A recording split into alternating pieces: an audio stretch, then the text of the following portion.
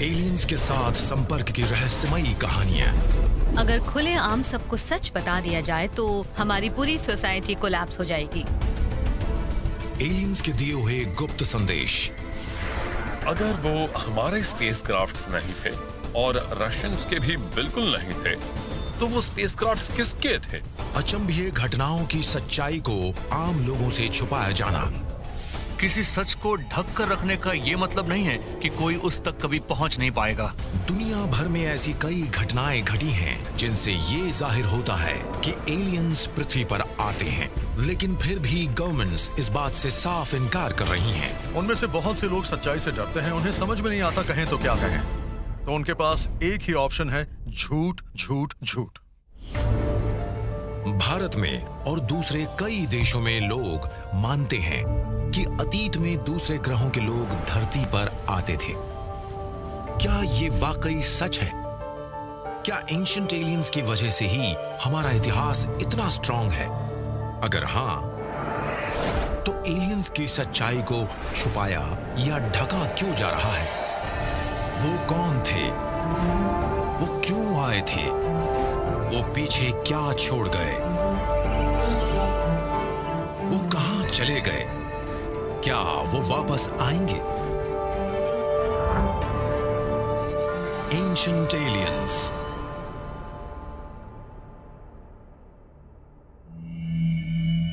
Aliens की सच्चाई छुपाए जाने के राज।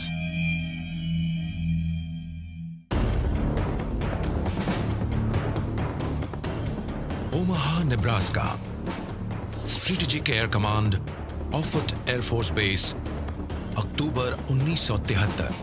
यूनाइटेड स्टेट्स और रशिया के बीच जंग होने की संभावनाएं बढ़ती ही जा रही थी।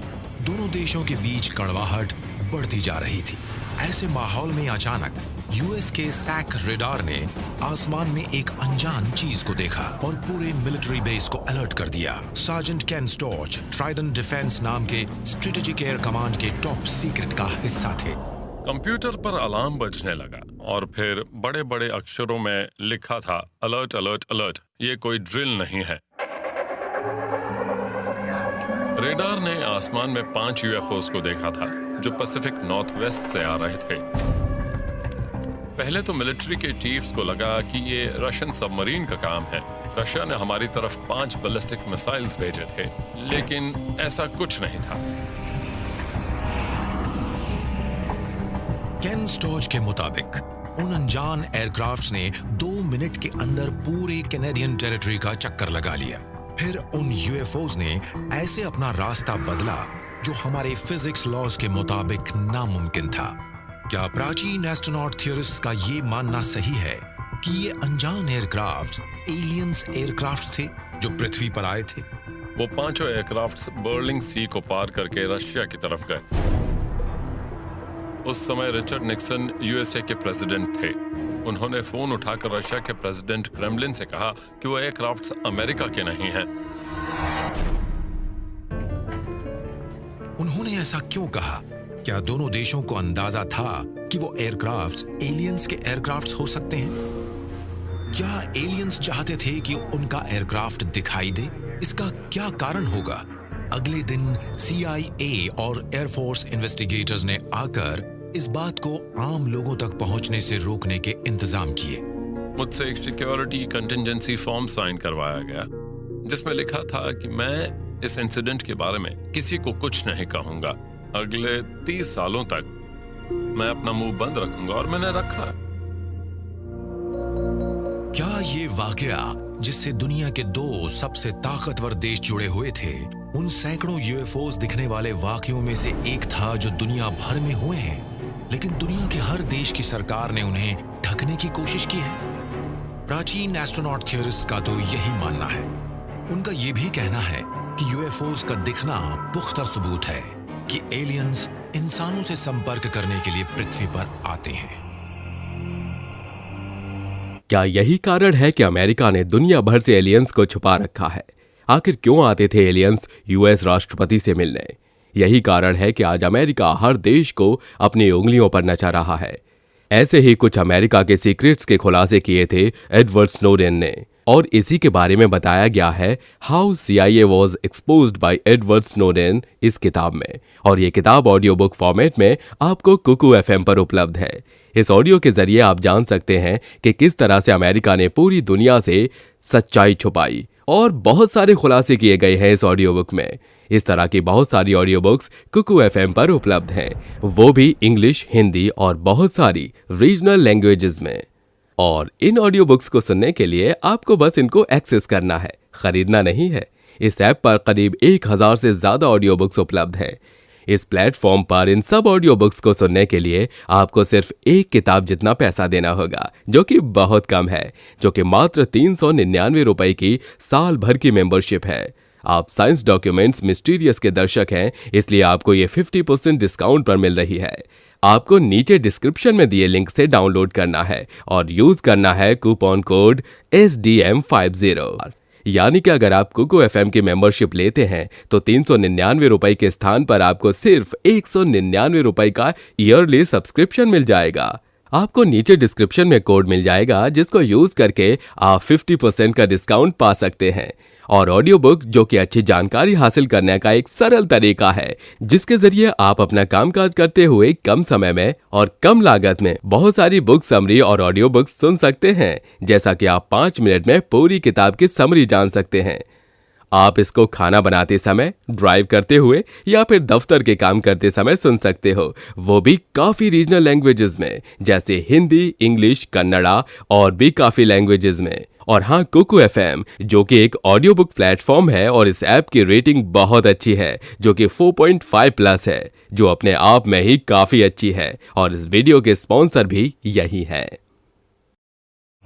लॉस एंजलिस, कैलिफोर्निया, 25 फरवरी 1942। भोर के समय आसमान में एक अनजान चीज के आने से मिलिट्री सायरन्स बजने लगे। उसे famous battle of Los Angeles कहा जाता है, और ये तस्वीर शायद दुनिया के हर इंसान ने देखी है, जिसमें आर्क लाइट्स उस UFO पर फोकस की गई थी। आर्क लाइट्स एक डायमंड शेप स्पेसशिप पर फोकस की गई थी। आई विटनेसेस के मुताबिक आर्मी के एंटी एयरक्राफ्ट आर्टिलरी ने उस स्पेसशिप पर 2000 से ज्यादा गोलियां बरसाईं, लेकिन ऐसा लग रहा था उस स्पेसक्राफ्ट को कुछ फर्क ही नहीं पड़ रहा, जैसे उसके आसपास कोई कवच हो। हमने हजारों गोलियां चलाई, बदनसीबी से कुछ आम लोगों को अपनी जान भी गंवानी पड़ी। अगले दिन उस एयरक्राफ्ट का कोई नामो निशान नहीं था। क्या वो एलियन स्पेसक्राफ्ट था? सारे सबूत ये कहते हैं कि वो एयरक्राफ्ट हमारी दुनिया का नहीं था।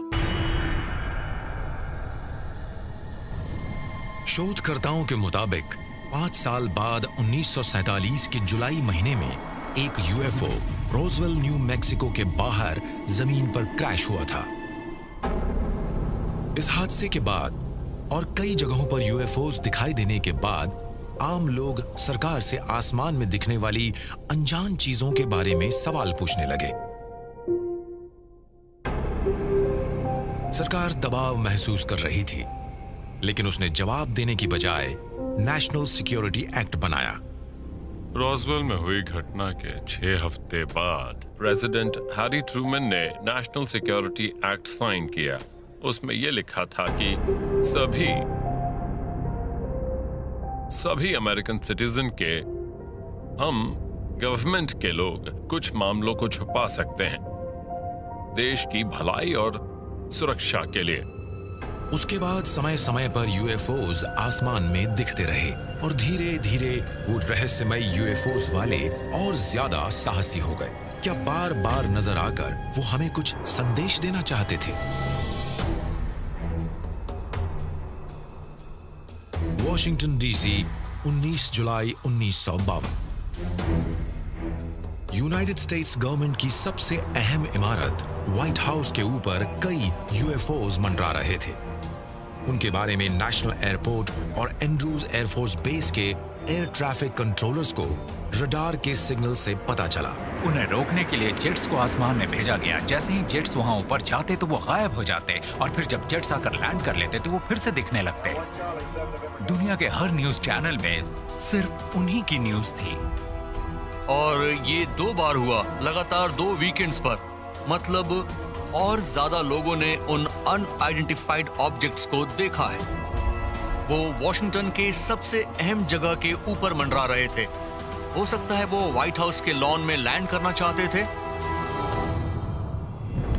प्राचीन एस्ट्रोनॉट थियरिस्ट का कहना है कि एलियंस का व्हाइट हाउस के ऊपर मंडराने का एक कारण था, वो व्हाइट हाउस से संपर्क करना चाहते थे। बहुत सारे यूएफओस यूएस के कैपिटल वॉशिंगटन के व्हाइट हाउस के ऊपर मंडरा रहे थे। मेरे ख्याल से उनका व्हाइट हाउस चुनने का कारण बिल्कुल क्लियर था। वो कहना चाहते थे हमें आपसे बात करनी है, पर पता नहीं क्यों हम तब उनका मैसेज नहीं समझ पाए। पूरी दुनिया ने उन रहस्यमय यूएफओस को यूएस के कैपिटल में मंडराते हुए देखा, लेकिन यूएस गवर्नमेंट ने इस बात से साफ मना कर दिया कि एलियंस ने उनसे संपर्क करने की कोशिश की। हम नहीं जानते कि वो चीजें जो आसमान में मंडरा रही थीं वो क्या हैं, वो वहां कैसे आईं और क्यों मंडरा रही थीं, लेकिन हम इस नतीजे पर पहुंचे हैं कि वो जो भी थे, उन चीजों ने यूएस को किसी भी तरह का कोई नुकसान नहीं पहुंचाया। 1952 में एयरफोर्स ने प्रोजेक्ट ब्लू बुक शुरू किया, आसमान में बार बार दिखने वाले उन यूएफओस की जांच करने के लिए। पर क्या ये यूएस सरकार की सच को छुपाने की एक कोशिश थी? बहुत से लोगों ने इन यूएफओस को देखा था, तो ये किसी की मनगढ़ंत कहानियां नहीं हो सकती हैं। और वो यूएफओस ऐसी एक्स्ट्रॉर्डिनरी चीजें कर रहे थे जो हमारे स्पेसक्राफ्ट्स नहीं कर सकते। तो ये अद्भुत घटनाएं वाकई हुई थीं, लेकिन क्यों, इस बात का जवाब हमारे पास नहीं है।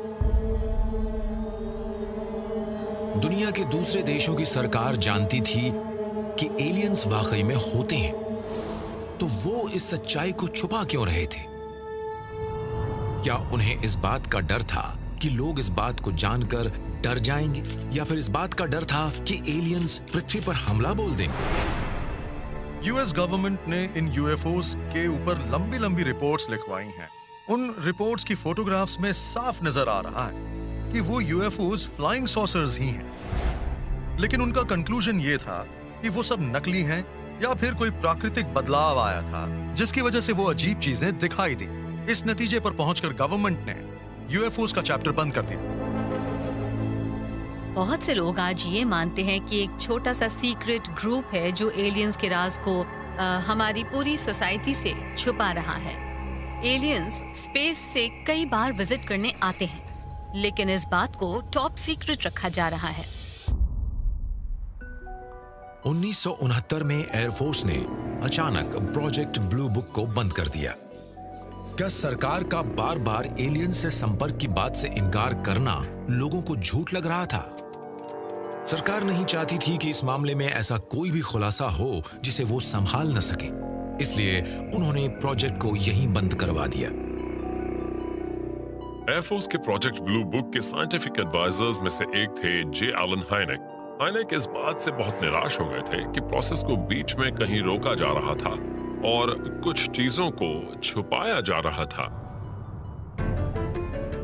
शोधकर्ताओं के मुताबिक यूनाइटेड स्टेट्स गवर्नमेंट और दूसरे देशों की गवर्नमेंट्स एलियंस स्पेसक्राफ्ट के पृथ्वी के आसमान पर दिखाई देने वाली बात पर गोपनीय तरीके से जांच पड़ताल कर रही है और आम लोगों से इस बात को छुपाया जा रहा है। लेकिन क्या एलियंस और पृथ्वीवासियों में हजारों सालों से संपर्क रहा है और तब से लेकर आज तक इस बात को छुपाया जा रहा है?